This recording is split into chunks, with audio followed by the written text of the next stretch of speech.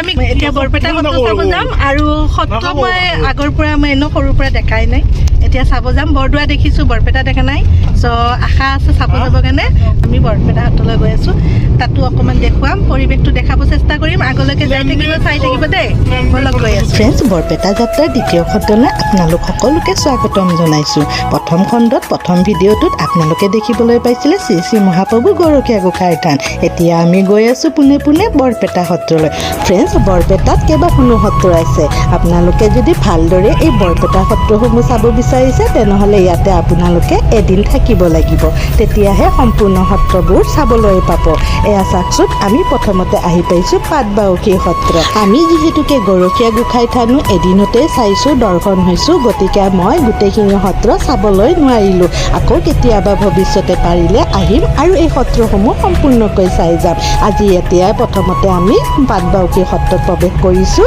আৰু ইয়াৰ পিছত আমি বেলেগ সত্ৰসমূহতো যাম যিমানকেইখন সত্ৰ আমি দৰ্শন কৰিছোঁ সেই গোটেইখিনি সত্ৰৰে অকণ অকণ দৃশ্য আপোনালোকক দেখুৱাবলৈ চেষ্টা কৰি গৈছোঁ ফ্ৰেণ্ডছ এয়া চাওক পাটবাউসীৰ সত্ৰ মূল প্ৰৱেশ দুৱাৰখন গেটখন ইমান ধুনীয়া লাগিছে দেখিয়েই কিবা ভাল লাগি গৈছে আৰু এটা কথা মনত ৰাখিব ফ্ৰেণ্ডছ আপোনালোকে যেতিয়াই বৰপেটালৈ আহিব বা বৰদোৱালৈ যাব তেতিয়া আপোনালোকে নিমখ লৈ যাব সদায় মনত ৰাখিব ফ্ৰেণ্ডছ গুৰুজনাৰ শংকৰ মাধৱৰ কীৰ্তন ঘৰসমূহ চাবলৈ গ'লে নিমখ লৈ যাব লাগে আমাৰ মাহঁতে কৈছিলে নিমখ দান কৰিব লাগে বোলে সত্ৰসমূহ চাবলৈ গ'লে সেয়েহে আমি ঘৰৰ পৰা নিমখ লৈ আহিছিলোঁ এতিয়া বলকচোন ভিতৰত প্ৰৱেশ কৰোঁ আৰু ভিতৰৰ দৃশ্যখিনি আপোনালোককো অলপ দেখুৱাওঁ ভালদৰে চাব দেই ফ্ৰেণ্ডছ ভিতৰত বৰ মনোমোহা দৃশ্য আছে আমাৰ দেখি ইমান ভাল লাগিছে আৰু দুখ ভাগৰ সকলো আঁতৰি গৈছে বলক আহক ভিতৰত চাওঁ এয়া বাপ আছেই ভিতৰত গতিকে আমি ভিতৰত প্ৰৱেশ কৰিছোঁ বলকচোন চাওঁ এইখিনিতে আপোনালোকক আৰু এটা কথা জনাই থৈ দিওঁ ফ্ৰেণ্ডছ বিশেষকৈ মহিলাসকলক কৈছোঁ আপোনালোকে যেতিয়াই বৰদোৱা বা বৰপেটা গুৰুজনাৰ থানসমূহ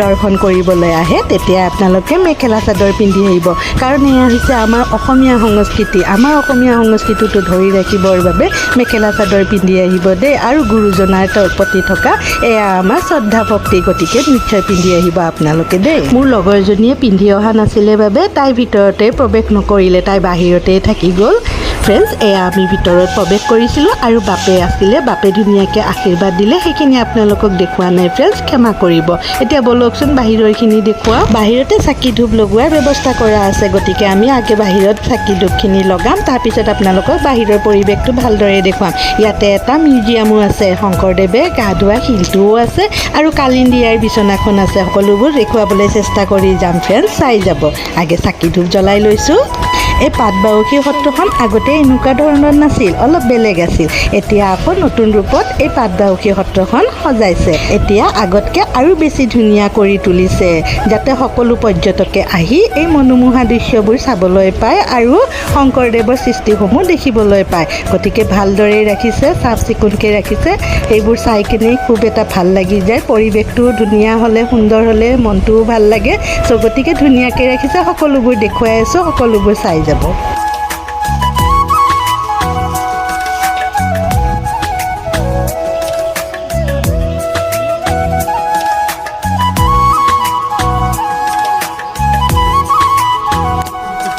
ফ্ৰেণ্ডছ আমাৰ চাকি ধূপ লগোৱা হৈ গ'ল এতিয়া বলকচোন কি আছে চাওঁ এয়া চাওকচোন ইয়াত আছে কালিন্দীয়াৰ বিচনাখন কালিন্দীয়াই কোন জানেনে ফ্ৰেণ্ডছ কালিন্দীয়াই আছিলে শংকৰদেৱৰ দ্বিতীয় পত্নী তেওঁ 15 বছৰ বয়সতে শংকৰদেৱৰ লগত বিবাহ হৈছিলে আৰু গুৰুজনাই বৈকুণ্ঠ প্ৰয়াণৰ পিছতে ধৰ্মৰ গুৰি ধৰিছিলে কালিন্দীয়াই ৰ'ব আপোনালোকক অকণমান ভালদৰে দৃশ্যবোৰ দেখুৱাম এয়া চাওক দেখিছে নহয় এইখনেই হৈছে সেই কালিন্দীয়াই বিচনাখন কালিন্দীয়াই খোৱা কালিন্দীয়াই ব্যৱহাৰ কৰা সেই বিচনাখন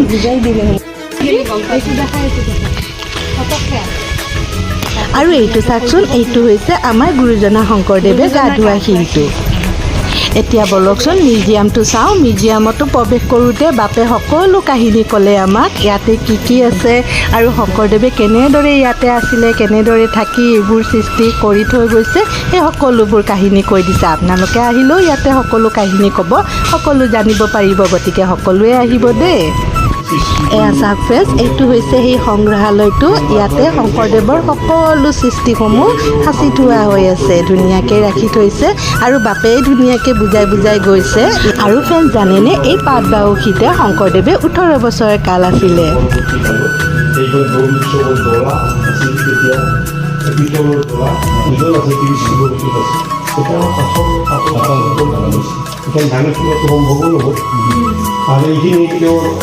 ফ্ৰেণ্ডছ জানেনে, ইয়াতে ফটো আৰু ভিডিঅ' কৰিব দিয়া নাছিলে।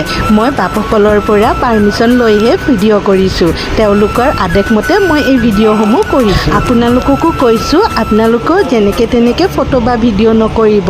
ইয়াৰে বাপসকলৰ পৰা আদেশ লৈহে ভিডিঅ' ফটো কৰিব আৰু কমিটিৰ মানুহবোৰৰ পৰা আদেশ লৈহে ভিডিঅ' ফটো কৰিব দেই।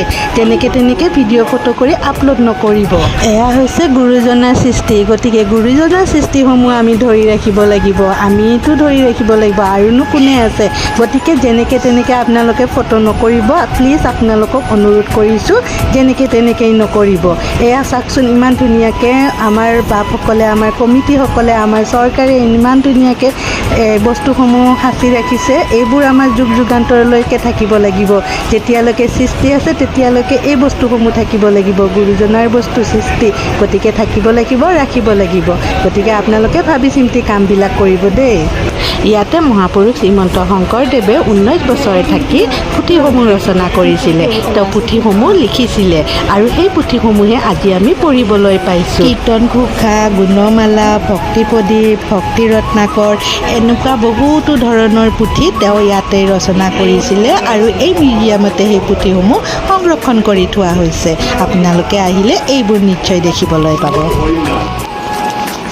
মানে এটা মানে জীৱনত মানে ইমান পাপ কৰবাই নোৱাৰে, যেতিয়া ৰাম নাম বলতে সি পাপটো খণ্ড।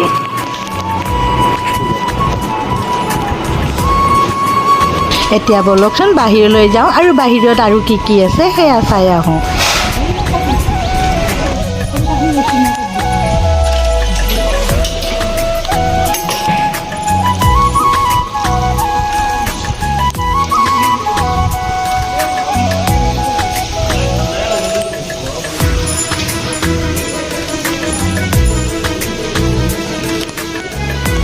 এয়া চাওক, পদচৰণ আছে আৰু এই পদচৰণত আমি আঁঠু কাঢ়ি সেৱা জনাইছোঁ।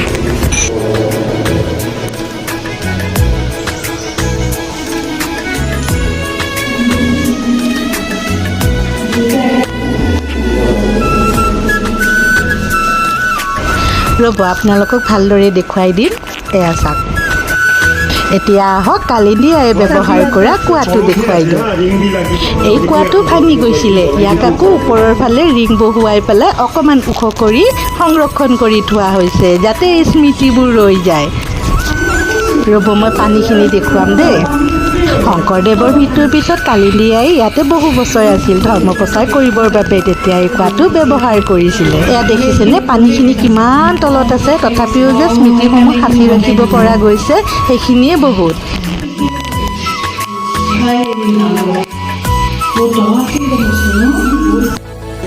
ফ্ৰেণ্ডছ, এইটো পাটবাউসী সত্ৰ চালোঁ আৰু এতিয়া আমি বৰপেটা সত্ৰ চাম বলক।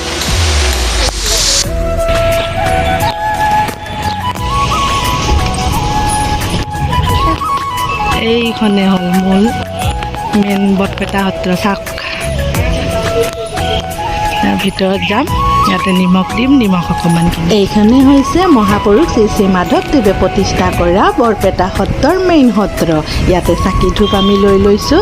আৰু এটা কথা মনত ৰাখিব ফ্ৰেণ্ডছ, ইয়ালৈ যেতিয়া আপোনালোকে আহে, মহিলাসকলে মেখেলাখন যাতে অকণমান দাঙি পেলাই যায়, কাৰণ ইয়াৰ মূল প্ৰৱেশ দুৱাৰত মহিলাসকলৰ মেখেলা লগাব নাপায় বুলি ইয়াতে কোৱা হৈ আছে। গতিকে এইখিনি ধ্যান সকলোৱে ৰাখিব। ফ্ৰেণ্ডছ, এইখনেই হৈছে সেই সত্ৰখন য'ত ফাগুন মাহত শ্ৰীকৃষ্ণৰ দৌল উৎসৱ পালন কৰা হয়। ইয়াতে অসংখ্য মানুহ হয়, অলেখ মানুহ হয় ফ্ৰেণ্ডছ। হাজাৰ হাজাৰ ভক্তসকলে আহে, দৌল উৎসৱ পালন কৰে। চাওকচোন ফ্ৰেণ্ডছ, সত্ৰখন ইমান ডাঙৰ আৰু ইমান ধুনীয়া। ফ্ৰেণ্ডছ, আগতে স্কুলত থাকোঁতে কিতাপত পঢ়িছিলোঁ কীৰ্তন ঘৰৰ নিৰ্মাণ কৰোঁতে ইয়াত যিবোৰ খুঁটা ব্যৱহাৰ কৰিছে সেই খুঁটাবোৰ হেনো তুলসী গছেৰে ব্যৱহাৰ কৰিছিল। ভাবি চাওকচোন কিমান ডাঙৰ হ'ব লাগিব তুলসী গছজোপা, মোৰতো ভাবিয়ে আচৰিত লাগিছে ফ্ৰেণ্ডছ। আৰু এটা কথা জানেনে ফ্ৰেণ্ডছ, এই কীৰ্তন ঘৰৰ মণিকূটৰ ভিতৰত আমাৰ মহিলাসকলক প্ৰৱেশ কৰিব দিয়া নহয়। এইটো অতীজৰ পৰাই চলি আহিছে, মহিলাসকলে আমাৰ মণিকূটৰ ভিতৰত প্ৰৱেশ কৰিব নোৱাৰে। আমি সেৱা জনালে আমি কীৰ্তন ঘৰৰ বাহিৰৰ পৰা সেৱা জনাব লাগিব, আৰু যিসকল পুষ্পিতা হোৱা নাই তেওঁলোকহে এই কীৰ্তন ঘৰৰ ভিতৰত প্ৰৱেশ কৰিব পাৰে। আৰু বিবাহিতা নতুন দৰা আৰু কইনাইহে এই কীৰ্তন ঘৰত শৰণ ল'বৰ বাবে ভিতৰত সোমাব পাৰে। বাকী আমি মহিলাসকলে এই কীৰ্তন ঘৰত যোৱাটো নিষেধ আছে, গতিকে প্ৰৱেশ নকৰোঁ, বাহিৰৰ পৰাই আমি সেৱা জনাওঁ। যিমান মহিলা আহে সকলো মহিলাই কীৰ্তন ঘৰৰ বাহিৰৰ পৰা সেৱা জনায়। আমাৰ ভণ্টিজনীৰ ঘৰ বৰপেটা সত্ৰখনৰ লগতে, তাই এই সত্ৰখনত প্ৰায়ে আহি থাকে, সেইবাবে তাই ইয়াৰে নীতি নিয়মবোৰ ভালদৰে জানে। আমি সিমান নাজানো কাৰণ আমি ইমান আহি থকা নাই ইয়াতে, আজিয়ে আহিছোঁ। চ' তাই গোটেইখিনি জানে বাবে আমাক সকলো নীতি নিয়মৰ মাজেৰে এই সত্ৰখনৰ ভিতৰত প্ৰৱেশ কৰাইছে আৰু সত্ৰসমূহৰ দৰ্শন কৰাইছে। গতিকে তাইক বহুত বহুত ধন্যবাদ জনাইছোঁ। ভালকৈ কওক। এই গছবিলাক হ'ল মাধৱদেৱে ৰোৱা, আৰু এইফালে চাকিখিনি দেখাই লোৱা নেকি? অঁ, আৰু চাকি চাব দেখাব পাৰিম নে? এয়া চাকি দেখিছে যে, এয়া আমাৰ শংকৰৰ গুৰুজনাৰ নহয়, মাধৱদেৱৰ। এয়া যে চাকি দেখিছে, এয়া মাধৱদেৱে জ্বলোৱা চাকি। আমি ভিতৰত যাব নাপায়, মই ইয়াৰ পৰাই চাইছোঁ, আপোনালোককো দেখিছোঁ। এই এগছি চাকি আৰু সেইটো ফালে এগছি আছে, ভালকৈ দেখা নাযায়, তথাপিও দেখুৱাইছোঁ যিখিনি পাৰোঁ দেই। এয়া সেৱা লৈ ল'ব। ফ্ৰেণ্ডছ, যিহেতুকে আমি ভিতৰত প্ৰৱেশ কৰিব নোৱাৰোঁ, সেয়েহে কীৰ্তন ঘৰৰ বাহিৰৰ পৰাই মণিকূটত গুৰুজনাক সেৱা জনাইছোঁ ঘোষা এফাকি গাই। এই ঠাইখিনিৰ পৰাই আমি আঁঠু ল'ব লাগিব, মানে সেৱা জনাব লাগিব। আহকচোন ঘোষা এফাকি গাওঁ। হৰি নামৰ ৰসে বৈকুণ্ঠ প্ৰকাশে প্ৰেম অমৃতৰ নদী, শ্ৰীমন্ত শংকৰ পাৰ ভাঙি দিলে বহে ব্ৰহ্মাণ্ডক ভেদি। গোবিন্দৰ প্ৰেম অমৃতৰ নদী বহে বৈকুণ্ঠৰ পৰা, চাৰি পুৰুষাৰ্থ তাহাৰ নিজৰা, হৰি নামে মূলধাৰা। হৰি ভক্তি দান দিয়া জগতক তাৰিলা সংসাৰ সিন্ধু, হেন কৃপালু শংকৰ বিনায়ী নাহি নাহি আন বন্ধু। হৰি ভকতিৰ পাতিলন্ত হাতে শংকৰ জগত জুৰি, ৰাম নাম ৰত্ন বেচায় জগতে চলয় বৈকুণ্ঠপুৰ। শ্ৰীমন্ত শংকৰ হৰি ভকতৰ জানা যেন কল্পতৰু, তাহান্ত বিনাহি নাহি নাহি নাহি আমাৰ পৰম গুৰু কৃষ্ণ। ফ্ৰেণ্ডছ, আৰু এইফালে চাওকচোন কি দেখিলোঁ, কীৰ্তন ঘৰৰ বেৰসমূহত ইমান সুন্দৰকৈ আমাৰ মহাপ্ৰভু শ্ৰীকৃষ্ণ লীলাসমূহ দেখুওৱা হৈছে, দেখি খুব ভাল লাগি গ'ল। সঁচাকৈ ফ্ৰেণ্ডছ, আমি বহুত লাকি গুৰুজনাৰ এই সৃষ্টিসমূহ সংৰক্ষণ কৰি থোৱাৰ বাবে আমি যে এই চকুজুৰিৰে এইবোৰ দেখিবলৈ পাইছোঁ।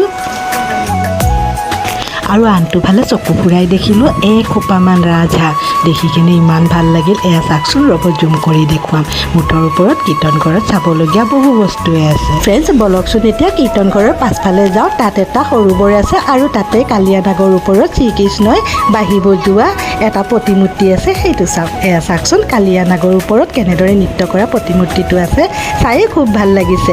আৰু ইয়াতে এখন সৰুকৈ দলং এখন নতুনকৈ নিৰ্মাণ কৰি দিছে, যাতে ঠাইখিনি আৰু মনোমোহা হয়। সেয়েহে আমি ইয়ালৈ আহিলোঁ আৰু অকণমান চাৰিওফালে ঘূৰাই ঘূৰাই চাই ফটো চেলফি সকলো কৰি ইয়াৰ সৌন্দৰ্য উপভোগ কৰিলোঁ। আৰু আপোনালোককো ইয়াৰ সৌন্দৰ্য আৰু বৰপেটা কীৰ্তন ঘৰৰ বিষয়ে চমুকে হ'লেও জানিবলৈ এই ভিডিঅ'টো আপোনালোকৰ মাজলৈ শ্বেয়াৰ কৰি দিলোঁ। ফ্ৰেণ্ডছ, মানৱ দেহ সুস্থ সবল হৈ থকালৈকে এই সম্পদবোৰ এবাৰ চাই যাব, তেতিয়াহে আমাৰ উঠি অহা ল'ৰা ছোৱালীবোৰক এইবোৰ দেখুৱাব পাৰিম। ফ্ৰেণ্ডছ, এয়া আছিল বৰপেটা সত্ৰ। আজি এই সত্ৰৰ পৰাই আপোনালোকক যিখিনি পাৰোঁ দেখুৱালোঁ। চ' ভিডিঅ'টো ভাল লাগিলে লাইক, কমেণ্ট আৰু শ্বেয়াৰ কৰিব। লগতে আজি নিউ ভিউসকলে যদি এই ভিডিঅ'টো চাই আছে তেওঁলোকে প্লিজ ছাবস্ক্ৰাইব কৰি দিব, বেল আইকনটো ক্লিক কৰি দিব। আজিলৈ আহিছোঁ, সকলোৱে ভালে থাকিব। ফ্ৰেণ্ডছ, বৰপেটা যাত্ৰা ইয়াতে সামৰিলোঁ, পুনৰ লগ পাম নতুন এটা ভিডিঅ'ত। এতিয়া আমি বাছতে ঘৰলৈ যাম। আজিলৈ আহিছোঁ।